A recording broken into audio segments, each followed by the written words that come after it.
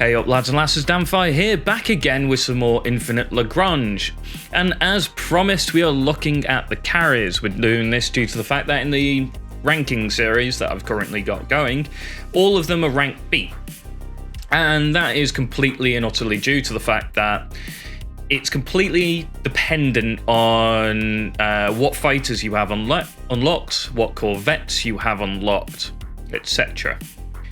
So, for this ranking series, this video anyway, we're going to bear in mind that you probably have an A or an S rank corvette and an A or an S rank fighter, and that's due to the fact that for the fighters, for the most part, it's fine, just put whatever fighter you possibly have, that's great, but the corvettes widely differ from absolutely terrible, and you shouldn't run a carrier to run them.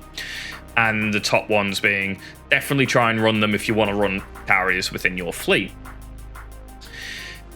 The reason I say that about fighters is, yet again, I want to iterate, in the current iteration of the game, there is an issue with the anti-air and how it works. And how it currently works is a ship with anti-air capabilities only uses its anti-air weapons if it's being attacked and targeted by fighters, bombers, corvettes. In the instance of it not being attacked by those, and it's the ship next to it, it won't actually help that ship out. It won't do anything. There are some ships that have strategies to sort of change this around, but as far as I'm aware, those strategies don't currently work properly either. That might be patched already or not, but at the time I'm making this video, they don't currently work. The Winged Hussar area denial variant, for example, doesn't, do much.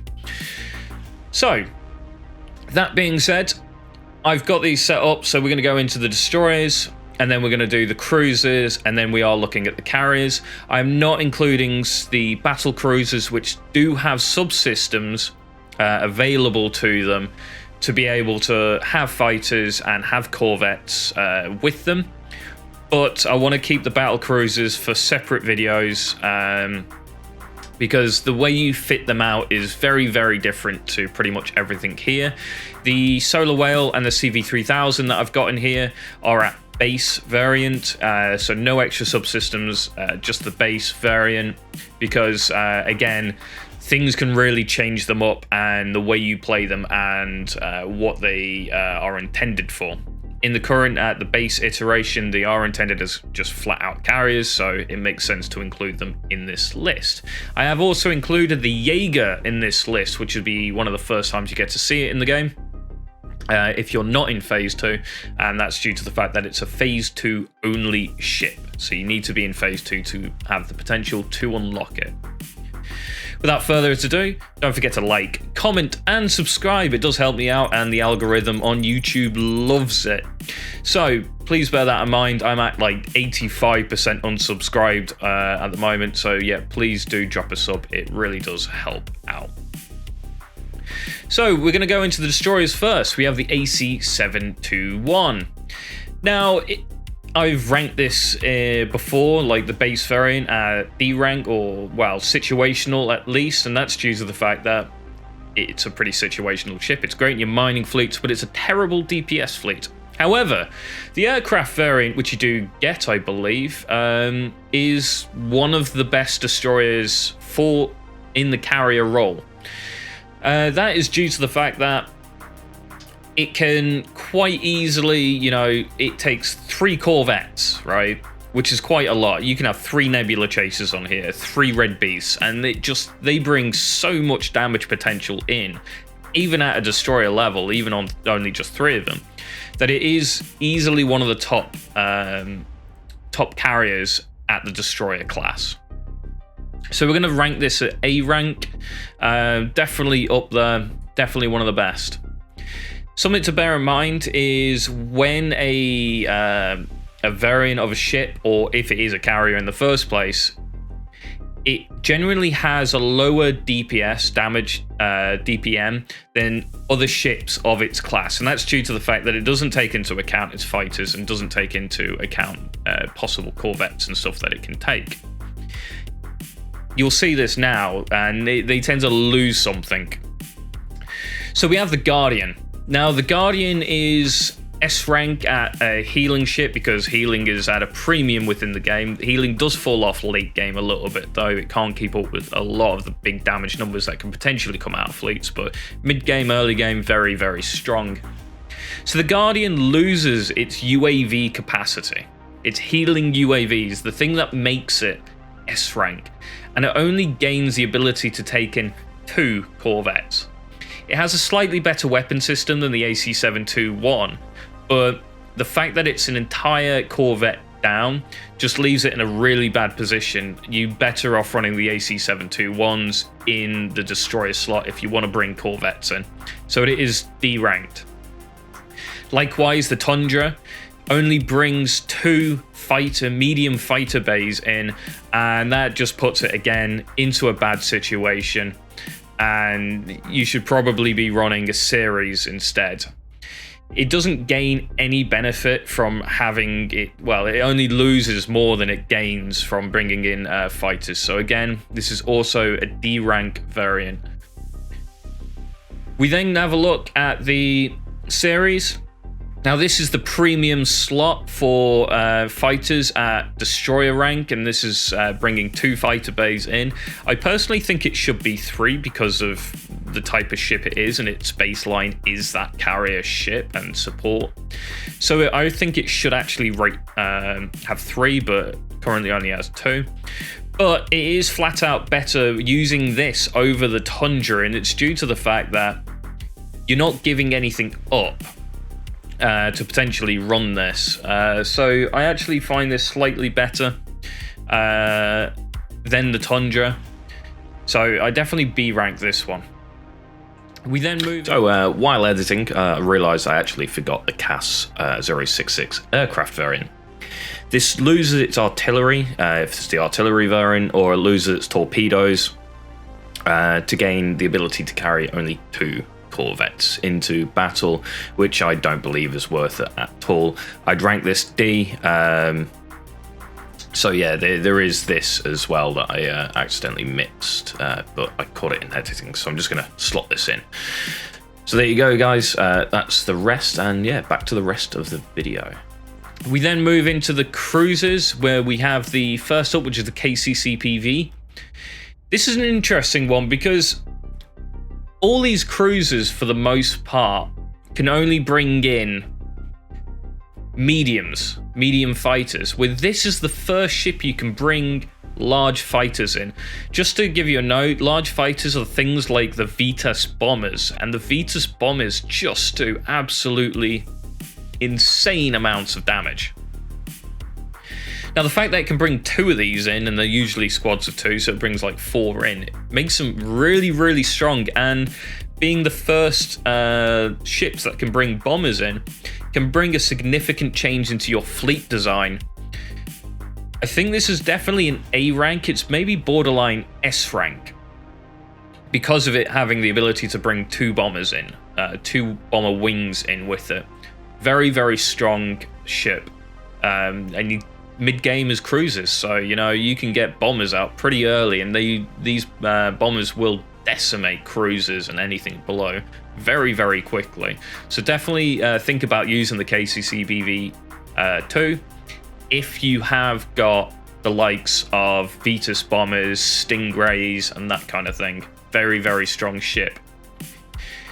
Now we look at the Predator.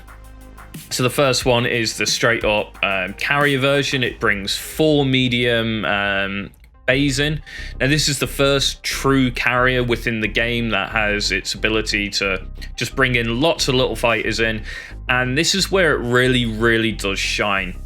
And it's due to the fact that its ability to bring 4 mediums in, which means you could bring 4 sets of spores in, or Janbaya, and they will be properly anti-air fighters and will go after enemy fighters, bombers, and corvettes, and will ignore ships for the most part until there is no corvettes and bombers, etc. to fight. But this puts them in carriers in a really premium slot because they are currently the only real anti-air in the game. The Predator base variant is straight up A rank. There's no denying that its capabilities outshine most of the other variants and carriers within the game. We then have the UAV version of it. Now this retains its 4 medium carrier slots, so it's fantastic already. It's at least A rank in that consideration because it's bringing 4 lots of Spore, Jambia, etc. in. But it's also gaining UAVs, I believe 3 of them, that increase the hit rate for the rest of your ships that those UAVs are targeting. This brings it into what I think carriers should be, and that is not a pure DPM or a pure AA, and it's like this nice synergy of supporting your entire fleet while bringing in anti-air or bringing in DPS in terms of bringing in bombers and the like. This is the first S rank. If you have this variant with the UAVs on the Predator, it's amazing. Definitely start using it. Even if you've got some of the low rank or even the D rank that I ranked fighters and bombers, still bring it. It's going to support the rest of your fleet. It's going to bring in AA. It's going to also bring in the potential to deal subsystem damage in terms of like B-109 new lands and that kind of thing, and the Vetus fighters. So definitely bring it in. It's very, very strong. We then have, unfortunately, the slightly weaker version, which replaces some of the base Predator's weaponry with an AA variant. And again, it's a ship with AA guns, which literally struggles from that entire issue of it only fights what's attacking it. It doesn't help out the rest of its fleet. So this is probably going to be C rank. You should definitely be trying to run the other 2 variants of the Predator first, and even the base variant is flat out better than it. We then come to the Jaeger.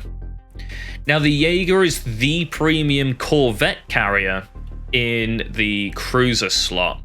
It can bring a total of 4 corvettes. It has pretty okay AA weapons on top of that.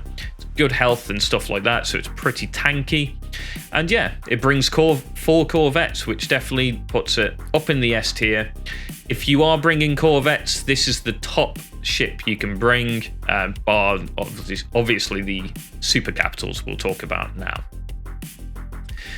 Now, the super capitals are in a bit of an odd situation because you have the Solar Whale and CV3000 as your only carrier-based super capitals. We are going to talk about the base variants here because some of the variants are crazy. Like, for example, the CV3000 has a UAV system that brings 5 UAV squads, which is 5 times 5, so 25 UAV squads in. And yeah, thanks for that, Jin. He showed me that, and I just sat there going, oh my god, that thing's amazing. I want it. And now I'll probably never get it. So yeah, he showed me this, and it's just completely crazy. Anyway, the base Solar Whale is your premium in the Corvette department. It brings 6 Corvettes in. Your CV3000 loses 3 Corvettes to bring in 5 fighters. Now, Corvettes are not in as anywhere near as good of a situation in the current iteration of the game, because they're just not as good as fighters and bombers. They don't have the capacity to field as AA weapons. However, there is the T800. Now, the strategy on the T800 makes it sound like it definitely goes for fighters and corvettes. Unfortunately, we haven't picked them up, and I haven't been able to test that out properly. So the current moment, if you think of fighters and bombers being S tier, corvettes are sort of like a B rank. They're just not as good and not anywhere near worth bringing in. That being said, the Solar Whale brings in weapon systems of its own, which are very, very capable. And base Solar Whales versus CV3000s with bad fighters, the Solar Whale tends to just out DPM the CV3000. It also comes with the ability to heal its own ships, so if the corvettes come and redock, they get a little 20% health buff, which is quite nice. Bear in mind that does only affect its own corvettes, not corvettes from other Solar Whales or from other sources within your fleet. So I think that all being said, I think it is definitely an A-rank ship, but I don't think it has really the capabilities the CV3000 brings. So the CV3000 brings slightly worse weapon system. There's not massive amounts in it, but you can see the DPM on the Solar Whale is higher. But it's bringing 5 large hangar slots, as well as 3 CV slots, 3 corvette slots, sorry. This puts it at a serious premium. 5 of these can bring in all your bombers and a ton of corvette support. And it's just insane, the real DPM that these can bring over a Solar Whale, because if you have got some of these premium fighters, bombers, and corvettes, this flat out has the capacity to bring in more fighters and stuff like that. So 5 fighters or bombers and 3 corvettes does bring it as the best of the carriers, in my opinion. I think it flat out beats the Solar Whale on pretty much everything. So yeah, definitely bring CV3000s, Predators if you got them. See, this is the thing as well, a lot of these ships are that I've A and S ranked are actually in the free-to-play box that you get at the start. So the KCC PV2, it's the only ship you can bring bombers in if you don't get the likes of a CV3000. The AC721 is bringing 3 corvettes in comparison to pretty much everything else. I mean, the Jaeger, which is an entire ship class above it's only bringing 1 more corvette in. So yeah, definitely pretty decent. If you are curious about the fighters and bombers, I have reviewed those, and the corvettes, do have a look on my channel. Just, go in. They're all in a playlist. You'll go down the playlist, see in the rankings, and I have ranked them all. So if you know what I'm talking about, if you don't know what I'm talking about in terms of the top ranking, the likes of Stingrays for bombers and Vetus bombers, and the likes of Jambia for anti-air and ship damage, for fighters, and nebula chasers, pulse cannon variants and stuff like that, definitely go check those videos out. They'll help you understand this a little bit better. And yeah, so again, don't forget to like, comment, and subscribe. I hope you enjoyed this bonus video as well, and have a good one, guys. I'll catch you next time.